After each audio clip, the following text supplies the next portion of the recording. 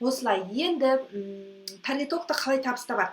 Таргетологта мысалы сізге таргет оқыдыңыз, сізге клиент келді.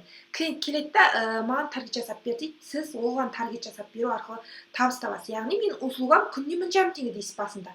1,5 мың теңге үш клиент алсаңыз күніне сізде 4,5 мың теңге. Оны бір айға көбейтсеңіз 136 мың үйде отырып табасыз. Одан кейін сіз уже табысыңызды өсіресіз, яғни услугаңызды көтересіз, уже сізде опыт жиналады ғой, тәжірибе жиналады. Ол кезде сіз өзі күніне 4 мың, 5 мың деп қойсаңыз болады. Ол кезде сіз 5 клиент ала аласыз, күніне 5 клиент алғанда есептеңіз. 5 мыңнан күніне 5 клиент қанша болады? Оны айына көбейткенде қанша? Сіз уже опыт жинағанда уже сіз курс сатып бастайсыз, иә? Перепродажаның курсы бар, иә? Өзіңіз курс түсіріп жатсаңыз, кәне есептеңіз, енді сізде айына үйде отырып, ешқайда шықпай, тәуелді болмай ешкімге қалай табыс табасыз. Таргетологтың артықшылығы осы.